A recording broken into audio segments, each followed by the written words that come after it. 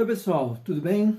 Aqui é o Gabriel e nós estamos aqui para bater o martelo e encerrar o mês de março. O mês de março que foi um mês bem longo e arrastado, pelo menos aqui para mim e para a Isadora, porque o semestre letivo começou, né, os nossos estudos na pós-graduação em estudos literários da UFMG, e isso deixou os nossos cronogramas de leitura todo, assim, tudo maluco. Mas enfim, vamos aqui fazer um vídeo falando sobre cada uma das leituras que a gente teve nesse mês.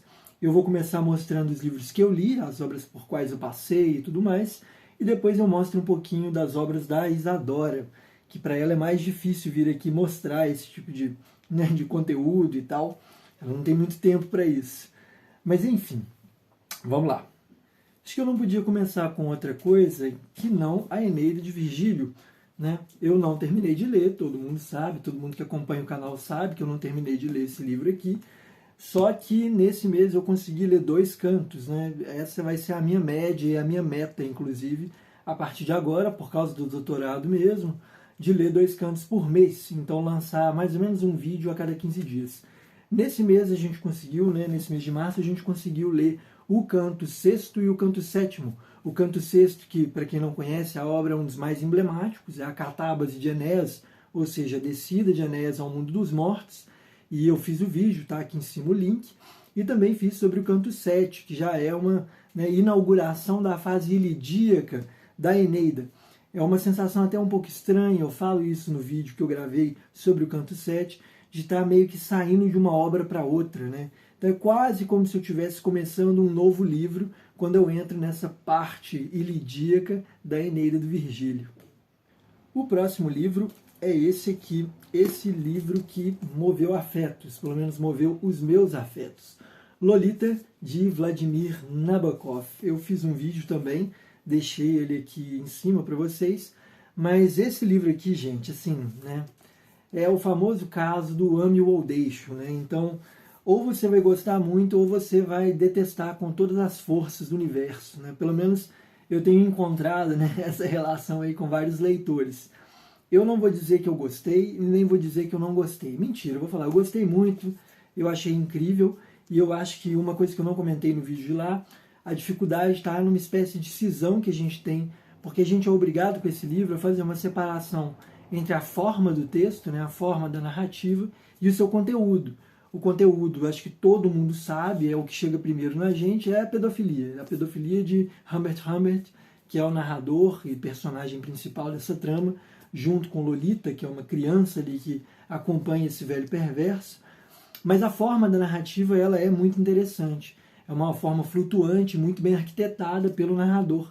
Então a gente vai passar por um romance romântico, um romance tradicional, de longas exposições de paisagem, etc.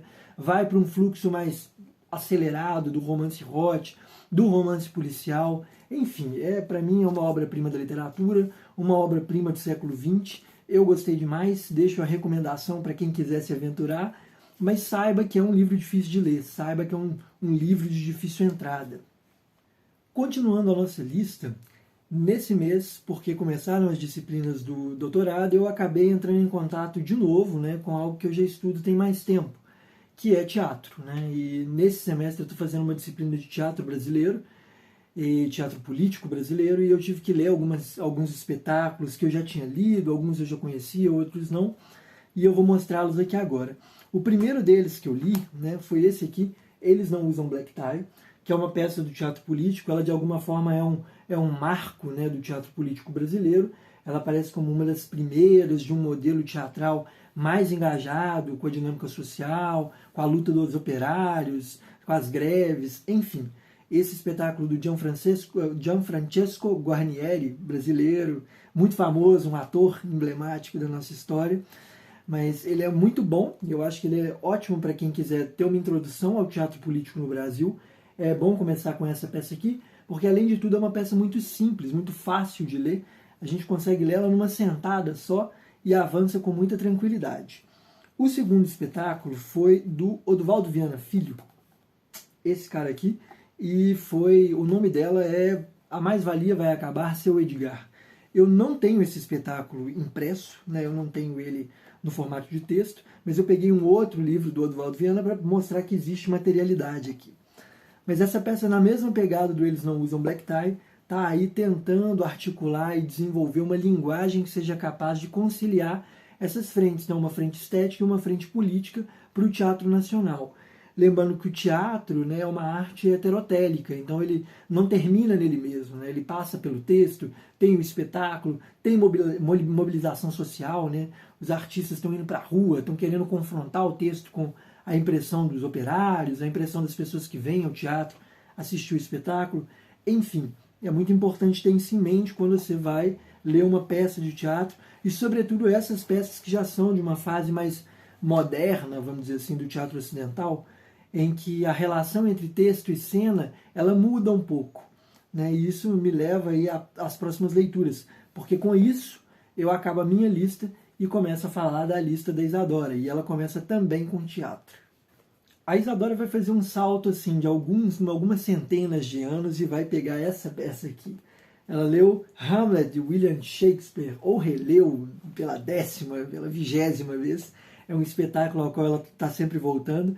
Ela leu também por conta de uma disciplina que ela está fazendo sobre Shakespeare e Milton, lá na Faculdade de Letras, e ela leu a versão em inglês. A gente não tem, se não me engano, uma versão menor publicada, né, do texto shakespeariano em inglês. O que a gente tem aqui é um calhamaço enorme, ia ficar desconfortável para carregar, mas enfim, com as obras completas do Shakespeare, bilíngue. Mas a questão é, ela leu Hamlet de Shakespeare, acho que essa peça dispensa apresentações, mas eu vou apresentar para os que não conhecem. Fala, né, conta a história ou a tragédia de um príncipe chamado Hamlet, né, um príncipe homônimo desse espetáculo, que está às voltas ali com o relacionamento, né, recém-acontecido, o recém-casamento da sua mãe com o seu tio que supostamente, segundo Hamlet, é o assassino do pai, né, é o assassino do pai de Hamlet. Então isso cria aí várias questões e tal, é uma peça com monólogos maravilhosos, é considerada uma das obras-primas do Shakespeare, então é uma peça que a gente tem que ler e tem que reler mesmo, é uma peça para a qual a gente sempre deve voltar. E nesse caso aqui, a gente não pode dizer ainda sobre uma relação texto e cena tão específica, como no caso do Gianfrancesco Guarnieri e do Oswaldo Viana Filho. Porque, para começar, a gente não tem muito acesso aos espetáculos. Os detalhes que a gente tem são registros históricos, de documentos da época, mas eles reconstroem muito mal o que era a relação texto e cena no período. Então a gente acaba ficando, né, refém dessa materialidade aqui, né, a materialidade do texto. Né? A gente não consegue articular muito bem, entender se Shakespeare estava lidando com essa relação texto e cena. Enfim, isso é só uma parte aqui na nossa lista, que agora continua. E como eu disse que a Isadora está justamente fazendo uma disciplina sobre Shakespeare e Milton, né, o próximo vai ser O Paraíso Perdido, livro que a Isadora acabou de terminar o segundo canto. A leitura da Isadora está sendo uma leitura pausada, fazendo discussões bem longas e indo em questões bem aprofundadas aí do texto miltoniano. Né? O vídeo dela já está disponível, ela planejou, né, se programou para publicar os vídeos sempre no dia 1º de cada mês. Caso os vídeos, né, possam sair antes, eles vão sair, mas no geral vai sair sempre no dia 1º de cada mês. E o canto 2 está disponível, canto 1 também, como vocês sabem, foi publicado no começo do mês passado. Mas a Isadora leu o livro 2, ou canto 2, de Paraíso Perdido. Gostou muito, eu gostei muito de ver o vídeo dela, acompanhar. É quase como se eu estivesse lendo também. Então fica aí a dica de leitura e a dica de assistir o vídeo dela também. O outro livro que a Isadora leu foi um livro de filosofia, que foi a Carta 7 de Platão. Eu não tenho essa carta impressa também ainda, mas eu vou mostrar aqui a edição da República, publicada pela Perspectiva, para de novo mostrar o material, né, que o texto existe. Mas a Isadora leu a Carta 7 de Platão, essa foi uma das muitas leituras que ela teve que fazer para a graduação, porque além de estar no doutorado, a Isadora também entrou no curso de filosofia. Então ela está fazendo ao mesmo tempo o doutorado em estudos literários e começou agora a fazer filosofia na UFMG também. E ela leu a Carta 7 de Platão, leu também um texto da Hannah Arendt, leu o Heráclito, né, os fragmentos do Heráclito, muito bons. Fica a recomendação para quem quiser dar uma conferida, é maravilhoso. Para mim é poesia, para outros é filosofia, mas enfim, está no meio do caminho entre essas duas coisas. Então deixo a recomendação de qualquer forma.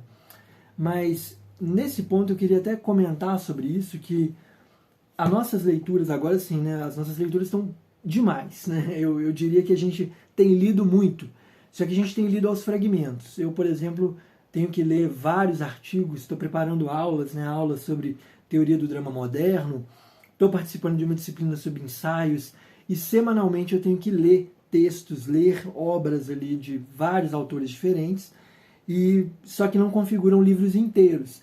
E por isso eu não vou trazer todos os ensaios, todos os textos que a gente está lendo aqui a cada semana, porque senão esse vídeo ia ficar gigantesco. Então eu vou encerrar basicamente com essas, né, com esses livros que a gente leu. Se você gostou do vídeo, deixa o like, né? Se você acha algo interessante algum desses livros e tal, gostaria de ver um comentário mais aprofundado na forma de vídeo, pode comentar aqui embaixo que, na medida do possível, a gente vai tentar fazer. Se for algum livro da Isadora, eu peço para ela. Se for algum livro que eu li, eu faço um vídeo, né? Eu vou me dispor aí a fazer. Mas é isso. Muito obrigado por ter assistido e até o próximo vídeo.